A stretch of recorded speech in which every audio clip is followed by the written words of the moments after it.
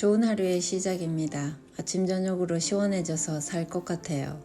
여름에 에어컨을 방 4군데 거의 24시간 풀가동을 했는데 전기세가 8월에 27만원 나왔습니다. 작년 겨울에는 전기 회사를 잘못 선택했다가 한 달 전기세를 69만원씩이나 냈었어요. 일본은 전기회사가 민영화가 되고부터는 회사 선택을 신중하게 해야 전략하고 살 수 있습니다.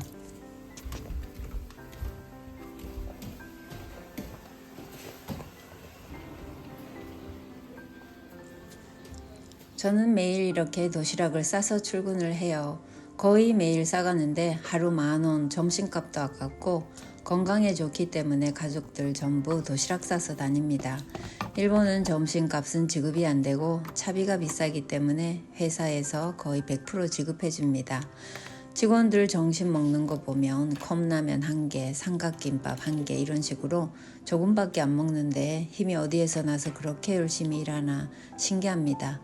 오늘은 제가 살면서 느낀 빈부격차, 부자들을 피해서 일본으로 왔다 그런 내용인데 제가 도시락 싸고 출근하고 퇴근해서 저녁하는 저의 일상을 보여드리면서 이야기하겠습니다. 일본 경제가 많이 나쁘다고 하긴 하는데요. 그래도 일본은 세계에서 경제 규모가 큰 나라 중에 하나고 성공한 사람도 많고 부유층도 많다고 생각됩니다. 실제로 어떤 부자 동네 가봤는데 집안에 있는 소나무 굵기만 봐도 대충 짐작이 갈 것 같았고 삼엄해 보이는 보안 시스템과 높은 담장이 특이했습니다. 일본 서민들 주택은 이제 담벼락도 안 만들고 다 오픈되어 있는데 특별한 동네를 빼고는 다 비슷비슷합니다. 제가 서민이라 비교 대상이 서민만 주변에 많아서 그런지 일본 살면서 빈부격차의 기분을 느껴본 적은 없습니다. 보통 사람들은 그다지 넓은 집에 살지도 않아요. 2층 주택의 길도 좁으니까 경차 한 대 집 앞에 주차해놓고 가까운 거리는 다들 자전거 타고 다니고 또 시내 나갈 때는 전철 이용하고 그러기 때문에 고급차를 탈 필요성도 잘 못 느낍니다. 또 집안 내부에 들어가 봐도 으리으리한 가구 지진 때문에 놓지도 못해요. 일본 사람들 자체도 자신의 형편에 맞게 살아야 한다고 생각하는 국민이라 필요에 맞게 간략하고 소박함을 추구하는 편이라고 생각합니다.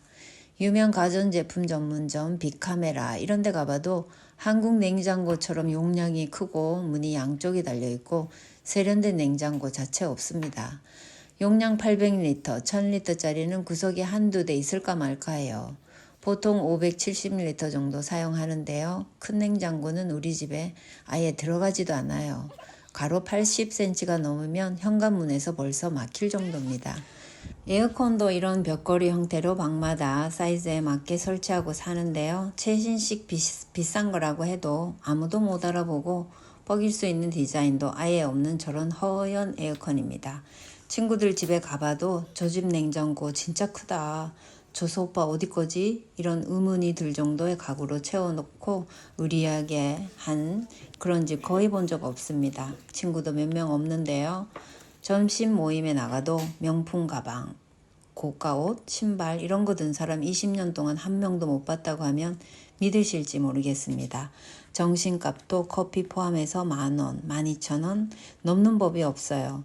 가끔은 우리도 좀 더 비싼 거 좀 먹어보자 이렇게 말하고 싶을 정도입니다. 10년 넘게 알고 지내지만 스타벅스 커피 한 잔 같이 못 마셔봤습니다. 그까지 프라푸치노 한 잔 마셔도 집 안 망하는데 아예 안 들어갑니다. 어떨 때는 뭘 저렇게까지 아끼나 싶어 놀랄 때가 있는데요. 어떤 사람들은 자신들 집에 초대해놓고 각자 마실 음료 가지고 오라는 사람도 있습니다. 한국처럼 과일 내놓고 그런 사람 없어요. 정말 아끼고 검소한 사람이 많습니다. 이런 서민적인 마인드, 행동, 자신의 형편에 맞게 분수에 맞게 사는 걸 높이 평가하는 사람도 있겠지만 구질구질하다고 생각하는 사람도 있을 수 있겠습니다. 저는 서민이라 마음은 편합니다. 아무도 비교할 필요가 없어서인지도 몰라요. 제가 지금 출근을 하는 모습인데요. 그렇게 싫지 않습니다. 비록 일은 빡세게 하지만 직원들 간의 인간관계는 괜찮은 편이라서 발걸음이 가벼워요. 일은 힘들어도 그만두지 않는데 사람 사이가 나쁘면 못 견디겠더군요. 이곳은 다행히 벌써 1년을 넘겼고 서로 이해하고 돕고 일하고 있습니다. 처음에는 흰 바둑알 속에 검은 바둑알 하나 같은 그런 기분도 있었는데 지금은 많이 섞인 느낌입니다. 제가 일본인스러워지는 건지도 몰라요. 아까 하던 이야기 계속할게요. 제가 30살이 넘어서 남편과 미국에 살아보려고 갔었습니다. 나만 일본에서 나만 외국인 되는 것보다 아예 둘 다 외국인으로 외국에서 사는 게 공평할 것 같았고 선진국가 미국에서 한번 살아보고 싶어서 용기 내서 갔습니다. 풍족해서 간 게 아니기 때문에 도착 열흘도 안 돼서 한인타운에 일자리를 구했습니다. 그때가 엄청 추운 겨울이었는데요. 눈이 30cm 이상 쌓였고 걷기도 힘든 때였는데 나이가 젊어서 그랬는지 그 눈조차도 낭만적으로 보였고 전철이 갑자기 행선지 반대편으로 가는 신기한 일도 겪어보고 철길에 놀고 있는 쥐들도 귀엽게 보일 정도였습니다. 선진국 전철이 정말 후지입니다. 그때 제가 한국 분들에게 많이 들은 말이 있는데요. 첫 번째가 시부모님이 차도 안 사주셔 이거고 두 번째가 시부모님이 생활비도 안 보내주셔 여기에 도자가 붙어요.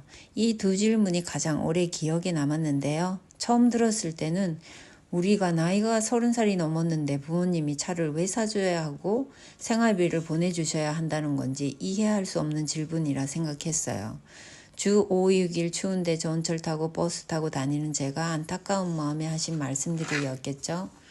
몇 번을 들으니까 마치 받아야 할 걸 내가 못 받고 이 고생을 하는 나는 바보인가 싶기도 했습니다. 아무리 그래도 다 큰 성인이 자기들 좋자고 미국 왔는데 왜 부모님이 차를 사주셔야 하겠습니까? 그런데 좀 더 살아보니 한국에서 생활비, 차 이런 걸 지원받는 30 넘은 결혼한 부부들이 꽤 있다는 걸 알았습니다. 고급 승용차를 부부가 한 대씩 타고 다니고 풍족해 보이는 생활을 하더군요. 그런 걸 보니 제 고생이 처음에는 아무렇지도 않았는데 좀 서글프게 점점 느껴지기 시작했습니다. 주부는 미국에서는 차가 필수 품목이긴 합니다. 아이들을 학교까지 태워다 주고 태워서 와야 되는데 미국은 의무입니다. 차가 후지면 자식들이 자신을 태우러 왔을 때 주변 친구 부모님 차보다 못하면 부끄러워서 오지 못하게 하더라고 그런 말도 들어봤는데 웃지 못할 상황이 있다고 하니 차 종류가 신경 쓰일 만도 합니다.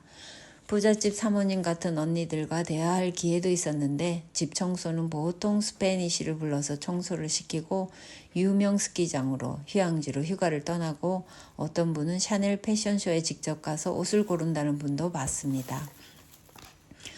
별세상 이야기라 할 말이 단 한마디도 없어서 벙어리처럼 앉아 있었던 기억이 납니다. 그분들은 허세를 부리지도 않았고 고상하고 상식 있는 분들이었는데 내 자신이 낄 수 없었던 것뿐이었고 인간 계층이 있다고 느끼는 순간이었습니다. 명품 가방, 옷, 신발 이런 건 미국에는 아주 흔합니다.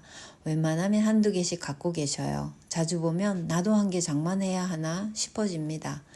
고급차, 고급 물품을 보고 비교한다는 것 자체가 부끄러운 것이지만 이상하게 비교하게 되고 열등감 느끼게 되는 게 사람입니다. 우리 집은 이케아에서 산 테이블에서 밥도 먹고 커피도 마시고 그랬는데 주급을 당당하게 밀리던 사장님 집에 초대를 받아서 가보니 10인용 다이닝 테이블에 커피 마시는 테이블 따로 있고 20명도 앉을 수 있는 소파에 또 테이블 2층까지 놔주면서도 안정감 있는 계단이 얼마나 넓은지 방 한 칸 나오게 생겼더군요.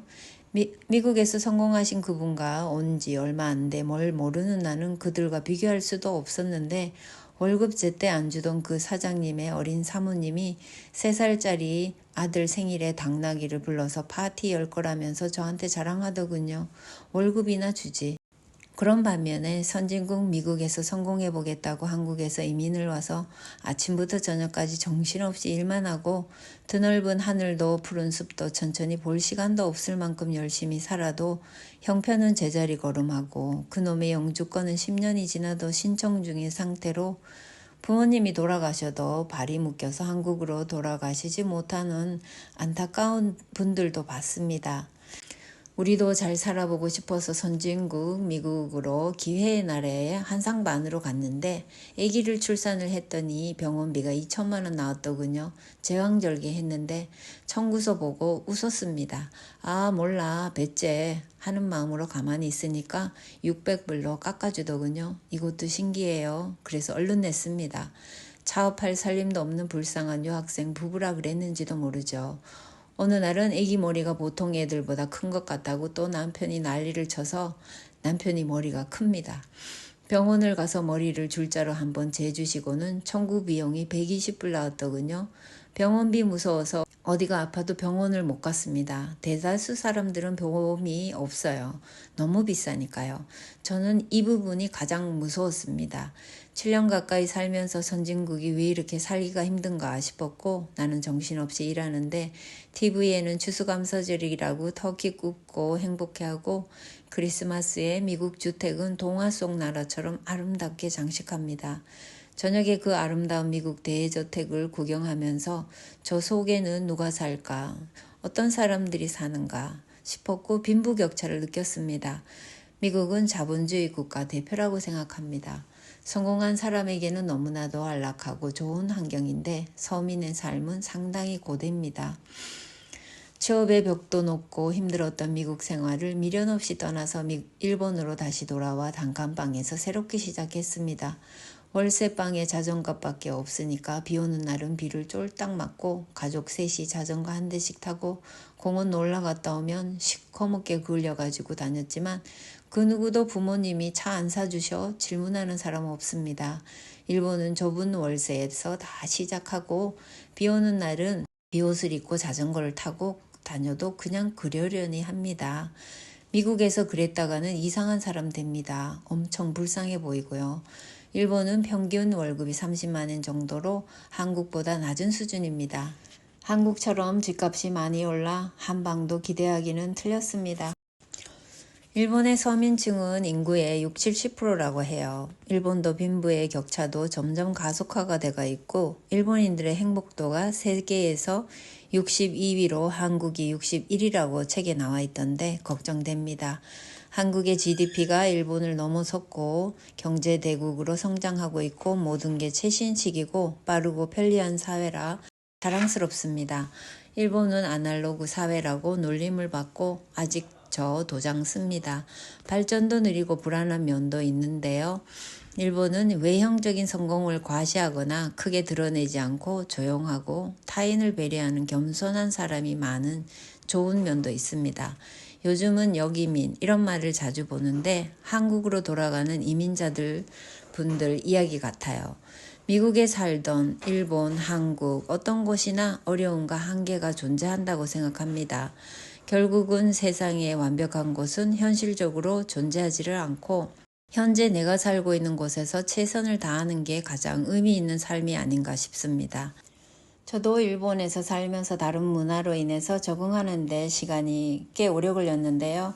어떤 사람 눈에는 외국에서 일하면서 사느라 고생한다 싶겠지만 일할 곳이 있어서 저는 다행이라고 생각을 하고 있고 주어진 내 상황에서 감사한 마음을 가지고 오늘도 내 삶의 질을 높이려고 노력해 봅니다. 긴 이야기를 끝까지 들어주셔서 감사하고요. 좋아요, 구독 진심으로 감사합니다. 다음 시간에 또 뵙겠습니다.